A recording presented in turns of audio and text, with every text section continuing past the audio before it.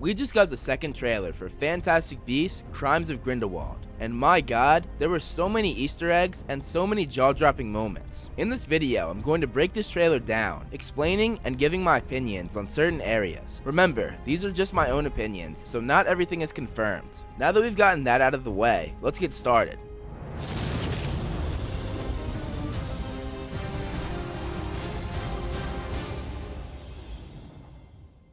The trailer starts out with the same shot as the last trailer, with a pan in on Hogwarts. It then goes to a scene that is almost exactly like Lupin's first Defense Against the Dark Arts class. They're facing a Boggart in the cupboard. One thing that's weird though, is that in the books, Lupin actually took the class to the teacher's lounge. There was a pesky Boggart, and he asked Dumbledore not to remove it, because he wanted to do a lesson for it. So it's not like it's a normal method of teaching, but I guess it's still a really cool Easter egg. In the trailer, Newt and Dumbledore's relationship parallels Harry and Lupin's perfectly. We hear Newt say, "I'm scared, Professor Dumbledore." Which is the exact line that Harry says to Lupin. "I'm scared, Professor." Well, I'd consider you a fool if you weren't.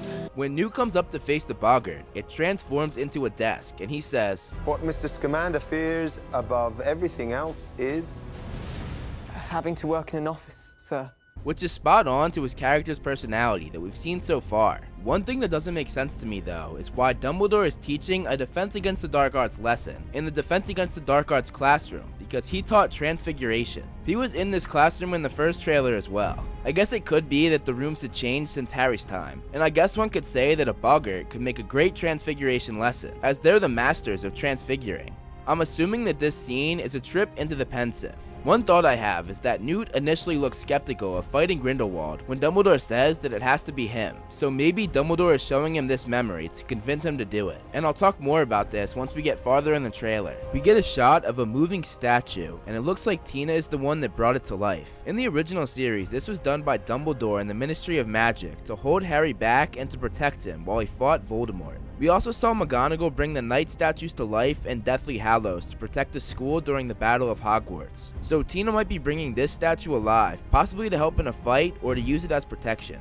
We get some more shots of the circus that we know Credence is going to be involved in. This is also where many new characters are going to be introduced. We see a witch walking out, who I believe is Claudia Kim's character. She's what's called a maledictus, meaning a witch or wizard who suffers from a blood curse. This is what killed Draco Malfoy's wife, Astoria Greengrass. But the curse can also make you slowly transform into a beast, and it's permanent. When Credence is looking at the signs for the circus, no doubt thinking that he should join, we see a poster of a woman wrapped in a snake, and she's labeled Snake Girl, who I believe is the witch played by Claudia Kim. It's possible that she's slowly transforming into a snake, which is why she's able to have such good chemistry with the creature as she performs with it in the circus. There's a fan theory that Claudia Kim's character is actually going to turn into Nagini, Voldemort's snake. After that, we get the same shot from the last trailer of the Deluminator being used. This is very reminiscent of the first scene in the Philosopher's Stone. We also see the Deluminator in Deathly Hallows when Dumbledore gives it to Ron in his will. I'm guessing that Dumbledore is the one using it in this scene in the trailer. We then see Grindelwald being carried through a prison, suspended and frozen in the air. We saw Voldemort do this to Professor Burbage in Deathly Hallows Part 1 during the Death Eater meeting. We then see Newt holding up a postcard from Paris, which is where the majority of the film is taking place, whereas the last film took place in America. Another shot from the previous trailer pops up again, which is Grindelwald standing in front of a crowd with short hair. In my last trailer breakdown, I thought that this was his trial, but now that they showed more of the scene, it looks like it's Grindelwald giving an inspirational speech, saying, "But the old ways serve us no longer." He could be discussing his plans to take down Muggles, plans that he had originally formed with Dumbledore when they were just young and naive boys. Because of his short hair, I'm not sure if this scene took place in the past or in the present, but I feel like it could be in the present and he just cut his hair. The next shot shows who I believe to be Leta Lestrange. She's Newt's past love interest, who was the one who got him expelled from Hogwarts when he took the blame for her.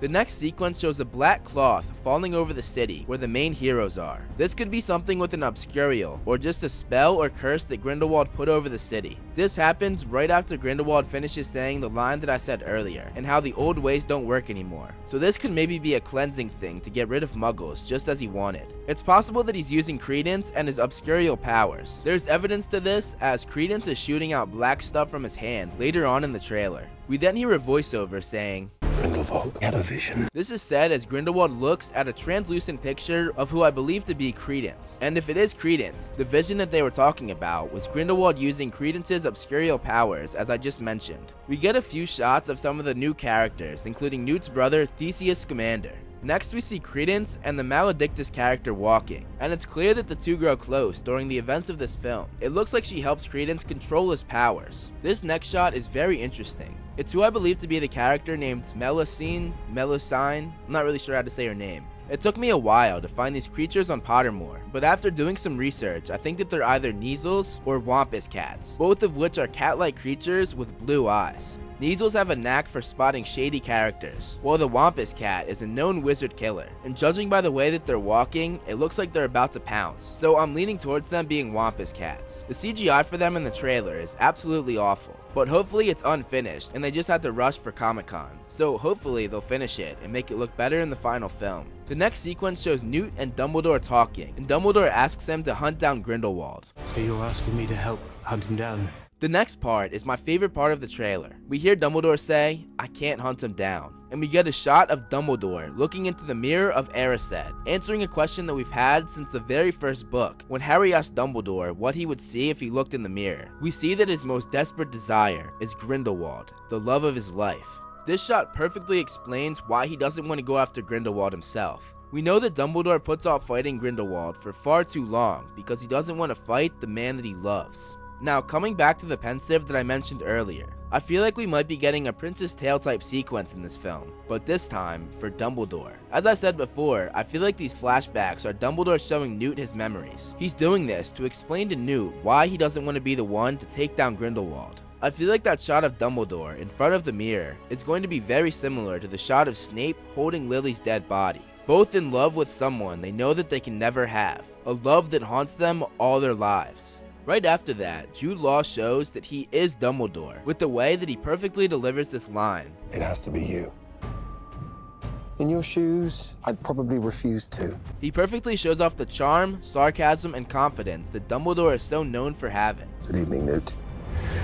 We get some shots of Leta Lestrange, which we saw in the last trailer, and then we see the return of the Niffler from Newt's suitcase, which was actually one of my favorite parts of the last film. Another creature that we see is what I believe to be a Kelpie, which is what Newt is riding. Grindelwald later says, "Their arrogance is a key to our victory," which I think might be a line from his speech. Later, we see what looks like the end of Grindelwald's speech, and the people in the crowd fly away, which is very similar to how the Death Eaters travel in the original films. After that, we get a beautiful dissolve of Dumbledore and Grindelwald facing each other. Dumbledore then says, Muggles are not lesser.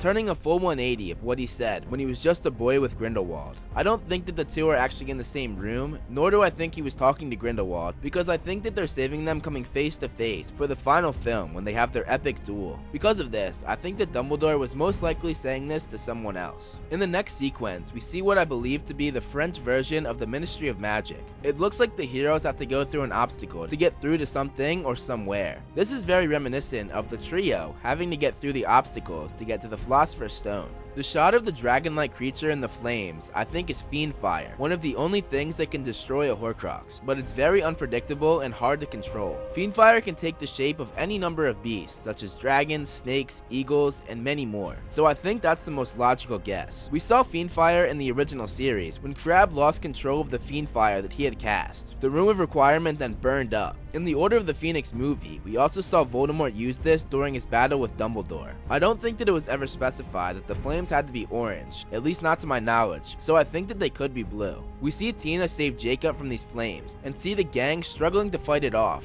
just as Harry, Ron, and Hermione did. The creature on the street with Newt is called a behemoth or a behemoth. We then hear Leta Lestrange say her first line. You're too good, Newt.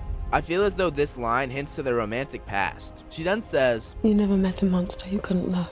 This is most likely referring to Credence, who was in the very next shot blowing up a building. We saw Newt trying to save Credence in the last film, so knowing that he has to take him down might be hard for him. And the reason that he might have to take him down is because Grindelwald used Credence for his own gain, perhaps as I said before with the black cloth engulfing the city. The next shot is Grindelwald being taken away in a carriage pulled by Thestrals. In the last trailer, he was all locked up, but here it looks like he overpowered everyone and took the carriage over, leading the Thestrals, perhaps back to Credence. If I had to guess the plot for Grindelwald, I would say that this and the prison scene takes place in the beginning of the film, and when he escapes, he goes after Credence. He then uses Credence to put the black cloth over the city. After he escaped, we get a shot of Grindelwald holding the Elder Wands, one of the Deathly Hallows that he and Dumbledore were obsessed with as boys. This answers a question that many fans had after the last movie, confirming that he did have the Elder Wands. Although, many are saying that Newt should be the Master of the Wand because he overpowered Grindelwald at the end of the last film, meaning that the Wand's allegiance should have changed to Newt. But maybe that's part of the plot and JK had that planned, who knows. Grindelwald then attacks Newt and his brother Theseus. When he waves his wand, it cuts to the Deathly Hallows sign, which is epic.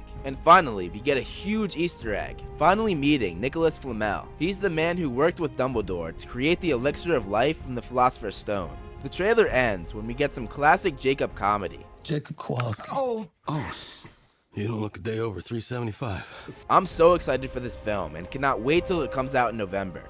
Thank you so much for watching, guys. If you enjoyed this video, make sure you hit that subscribe button to help grow the channel. You can follow me on social media, links are in the description, and look out for more great videos on the way.